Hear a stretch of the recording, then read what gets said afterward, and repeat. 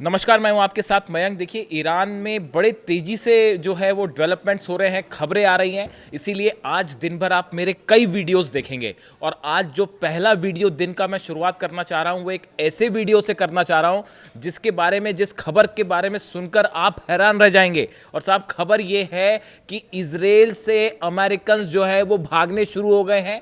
और हालात ये है कि ईरान के मिसाइल्स का ऐसा खौफ अमेरिकन को सता रहा है कि ये कह दिया गया है कि भैया फौरन इजराइल छोड़ दीजिए, क्योंकि अगर ईरान ने हमला कर दिया तो बचना मुश्किल हो जाएगा।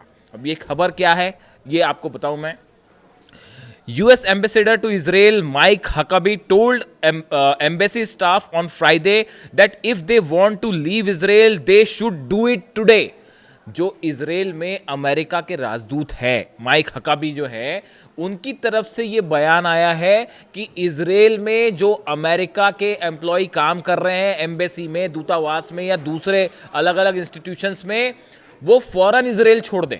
और उन्होंने कल ये बयान दिया और ये कहा कि आज ही छोड़ दीजिए, देर मत करिए, आज ही छोड़ दीजिए। और आगे क्या कह रहे हैं, in an email sent to US mission employees, he wrote that staffers should secure any airline that would continue traveling to Washington, but the first priority will be getting out of the country. ये कहा गया उन्होंने। ये खबर जो है वो New York times के हवाले से आ रही है। मतलब ये खबर भी जो है वो अमेरिका से ही जनरेट हो रही है। और ये कहा जा रहा है कि उन्होंने ये कहा है कि जो है आपको जो पहली फ्लाइट मिल रही है, उस फ्लाइट को पकड़िए और फौरन वापस जो है वो वॉशिंगटन आ जाइए। और आपकी पहली प्रायोरिटी ये होनी चाहिए कि आप इजराइल से कैसे बाहर निकलें।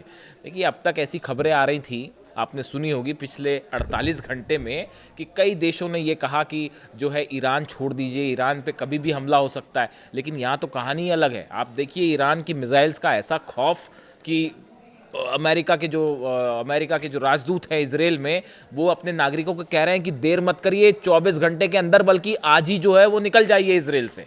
अब ये बताता है कि किस कदर ईरान के मिसाइल्स का और ईरान के हमले का खौफ जो है वो सिर चढ़कर बोल रहा है। और अब तो जो है ये तीसरे दौर की जो बातचीत हुई, देखिए मैंने पिछला वीडियो बनाया था, उसमें मैंने आपको बताया था कि कैसे जो है 3 घंटे की जो बातचीत चली, उसमें कैसे ईरान ने हर उस डिमांड को रिजेक्ट कर दिया जो अमेरिका की तरफ से ईरान पर थोपने की कोशिश हो रही थी। इस मीटिंग में क्या क्या हुआ, कैसे ईरान ने इन मांगों को रिजेक्ट किया कि यूरेनियम दे दीजिए, मिसाइल प्रोग्राम बंद कर दीजिए, न्यूक्लियर जितने सेंटर्स हैं वो बंद कर दीजिए, ये सब डिमांड आई, लंबी चौड़ी फहरिस्त आई और बढ़ती जा रही थी। बल्कि वो डोनाल्ड ट्रंप की तरफ से ईरान ने सबको जो है सिरे से खारिज कर दिया। लेकिन बात सिर्फ इतनी नहीं थी, बात इसके आगे की भी है। इस कहानी के पीछे, इस टॉक्स के जरिए जो संदेश गया अमेरिका को, वो और अमेरिका चाह क्या रहा था। आप देखिए, मैंने आपको पहले भी बताया कि इस समय अमेरिका के 3 सबसे बड़े पद पर बैठे नेता, एक तो खुद डोनाल्ड ट्रंप, वो कह रहे हैं कि ईरान की मिसाइलें हमारे बेसिस उड़ा सकती हैं, तबाह कर सकती है। वो वहाँ की संसद में ही बोल जा रहे हैं ये तो, कि ईरान की मिसाइल्स इतनी खतरनाक है कि हमारे बेसिस को नुकसान पहुंचा सकती है, यूरोप को उड़ा सकती है और वो जो है अमेरिका तक पहुंच जाएंगी। फिर जो है मार्को रूबियो का कल का बयान कि ईरान की मिसाइल्स जो हैं वो बेहद खतरनाक है अमेरिका के लिए। सिर्फ बात न्यूक्लियर नहीं है, मिसाइल्स की भी है। JD वेंस, उपराष्ट्रपति, वो ये कह रहे हैं कि ईरान का मिसाइल प्रोग्राम जो है वो अमेरिका के लिए ठीक नहीं है और जो है डोनाल्ड ट्रंप कुछ भी कर सकते हैं। यानी आप देखिए, ये 3 लोग, ट्रंप जो है वो ईरान के मिसाइल्स का जिक्र कर रहे हैं, रूबियो कह रहे हैं कि खतरा है, वेंस कह रहे हैं खतरा है, ट्रंप भी कह रहे हैं खतरा है। इतना ही नहीं, जो चीफ जॉइंट ऑफ स्टाफ जो है डैन केन, अमेरिका के सेनाओं के, तीनों सेनाओं के प्रमुख, वो भी ये कह रहे हैं कि ईरान पर अगर हमला हो गया और मामला खिंच गया तो अमेरिका मुश्किल में पड़ जाएगा। आखिर ये हो क्या रहा है? ईरान के जितने अमेरिका के जितने बड़े नेता हैं, वो सब के सब, चाहे वो कमांडर्स हों, चाहे नेता हों, चाहे मंत्री हों, वो सब ईरान की मिसाइल से खौफ खा के बैठे हैं। और अब तो ये कह दिया गया कि भैया इजराइल छोड़ के भाग जाइए, फ़ौरन वापस आ जाइए। आप जानते हैं ये क्या है मामला? ये मामला ये है कि जो साइकोलॉजिकल एक वॉर चल रहा था, कि ये जो डराने की कोशिश थी कि हमने अपने जो है 2-2 एयरक्राफ्ट कैरियर भेज दिए हैं। मुझसे मैं एक एक्सपर्ट हैं भारत के, उनसे ये सवाल मैंने पूछा कि ये बताइए, ये इतना बड़ा जो जमावड़ा हुआ अमेरिका का, ये दूसरे वर्ल्ड वॉर के बाद ही दिख रहा है कि 2-2 एयरक्राफ्ट कैरियर पहुंच गए हैं, तीसरे की भी सुगबुगाहट चल रही है। और इतने सारे फाइटर जेट, पूरे सऊदी, जॉर्डन, यूएई सब कुछ पाट दिया गया है, इतने सारे जहाज हैं। अब तो F-22 जेट्स जो है वो इजराइल पहुंच गए, इजराइल की रक्षा करने के लिए। अब ऐसी हालात में इतना बड़ा जो सेना का जमावड़ा है, ये आखिर इतना सब करने के बाद हमला क्यों नहीं कर पा रहा है अमेरिका? तो उनकी तरफ से ये जवाब आया कि देखिए, ये हमला करने का परिणाम हर कोई समझ रहा है कि ईरान की जो मिसाइल्स हैं उनका एक बड़ा निशाना होगा और पूरे मिडिल ईस्ट में सब जगह निशाना होगा। अभी एक वीडियो मैंने दिखाया था आपको, बात की थी मैंने वीडियो में, ईरान की तरफ से एक वीडियो जारी किया गया। उस वीडियो में अमेरिकन बेसिस को किस तरह से उड़ाया जाएगा इसका एक वीडियो बना के दिखाया गया, और असली मिसाइल्स फायर की ईरान ने। यानी कि देखिए, वो यूएई के अल-धाफरा बेस की बात कर रहा हूँ मैं, आपने शायद सुना भी होगा इसके बारे में। ईरान की सेना ने अल-धाफरा बेस नाम का एक अपना टारगेट सेट किया ईरान के अंदर ही, अल-धाफरा बेस, और उसको अपनी मिसाइल से अटैक कर करके जो है उसको तबाह करके दिखाया कि भाई ऐसे हमारी मिसाइल्स जो हैं वो अमेरिकन बेसिस को उड़ाएंगी। तो ये साइकोलॉजिकल गेम चल रहा है। तो वो एक्सपर्ट ने, हाँ जो मैं कह रहा था, वो एक्सपर्ट जो है उन्होंने मुझे बताया कि देखिए मयंक जी, ये जितना बड़ा असला जमा हुआ, ये ईरान के ऊपर एक साइकोलॉजिकल दबाव डालने की कोशिश थी कि किसी तरह से साइकोलॉजिकल वॉर में उसको दबा के, ईरान को डरा के जो है डील साइन करवा ली जाए। और इसमें जो है पूरी तरह से फेल हो गया है अमेरिका।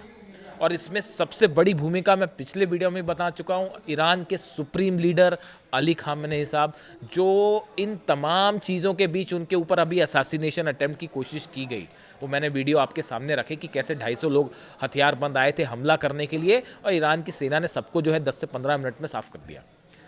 इतना सब होने के बावजूद वो पिछले कई सालों से चट्टान की तरह खड़े हुए हैं ईरान के साथ, और उनको कोई नहीं डिगा पा रहा, कोई हथियार नहीं डिगा पा रहा, कोई अमेरिकी राष्ट्रपति नहीं डिगा पा रहा। और ये देखिए, उनका ये जो क्लियर विजन है, इसके चलते ये डील वाली जो बातें थी, ईरान को लपेटने और फंसाने वाली बातें, वो सब धरी की धरी रह गई। यानी न सिर्फ डिप्लोमेटिक लेवल पर, बल्कि जब जंग की बात है, जंग की तैयारियों में भी ईरान भारी पड़ रहा है। अभी जंग शुरू भी नहीं हुई, लेकिन उसके पहले पहले ईरान, चाहे डिप्लोमेसी की बात हो, चाहे जंग की तैयारियों की बात हो, चाहे नए नए हथियारों को लेकर जो है अपने आप को आगे रखने की बात हो, हर मामले में ईरान भारी पड़ता दिखाई दे रहा है। और ये बात आप सब समझ रहे हैं, और इसी का नतीजा है ये जो बयान आ रहे हैं ईरान की मिसाइल्स को लेकर। और अब जो ये हालात हैं, ये एक नया डेवलपमेंट कि इजराइल के में जो राजदूत हैं अमेरिका के, उनका ये कहना कि फ़ौरन इजराइल खाली कर दीजिए। ये मामला अब इस तरफ आगे बढ़ रहा है कि जंग की पूरी तैयारी हो चुकी है दोनों तरफ से, अमेरिका की तरफ से भी और ईरान की तरफ से तो पहले ही हो चुकी तैयारी। डर ये है कि जैसे ही हमला होगा उसके बाद ईरान मल्टीपल टारगेट्स पे अटैक करेगा। ईरान ने अपना मामला समझ रखा है कि कैसे जो है वो जॉर्डन के बेसिस को निशाना बनाया जाएगा, कैसे सऊदी के बेस को निशाना बनाया जाएगा, कैसे जो है यूएई के बेसिस को निशाना बनाया जाएगा, कैसे कुवैत के बेसिस को निशाना बनाया जाएगा, कैसे इजराइल के कौन कौन से बेसिस पर मिसाइल गिरेंगी।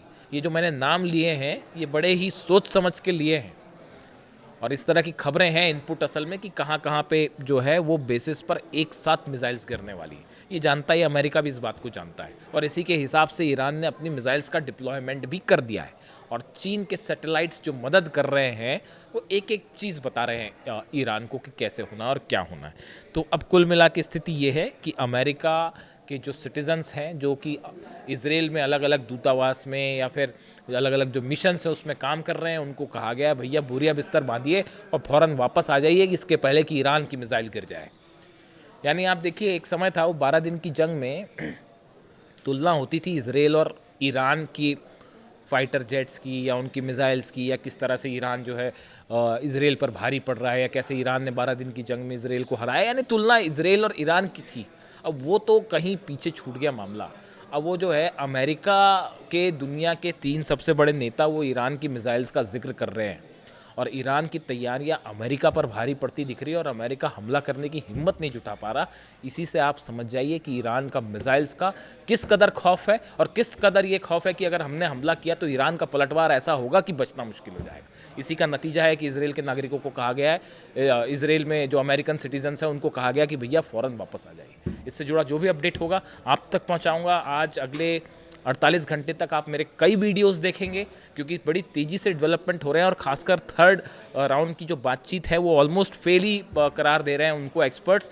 उसके बीच में कई डेवलपमेंट्स ऐसे हैं जो ये बता रहे हैं और बड़ी तेज़ी से हालात बदल रहे हैं, नई नई चीज़ें सामने आ रही हैं। उसमें से एक ये है वीडियो, देखिए इसमें सिर्फ बात इतनी नहीं है कि अमेरिका डर रहा है और अपने नागरिकों को वापस बुला रहा है, ये इंडिकेशन होते हैं छोटे छोटे कि जंग कब शुरू हो सकती है, और एक बार जंग शुरू होगी तो रुकेगी नहीं, आप इसको भी तय मानिए। तो ये जो मैं वीडियोस आपके सामने ला रहा हूँ, ये एक प्रकार से दोनों पक्षों की तैयारी का क्या हालात है वो रख रहा हूँ, और ये इंडिकेशंस होते हैं कि कब जंग शुरू हो सकती है। इससे जुड़ा जो भी अपडेट होगा आप तक पहुँचाऊँगा। Thank you so much.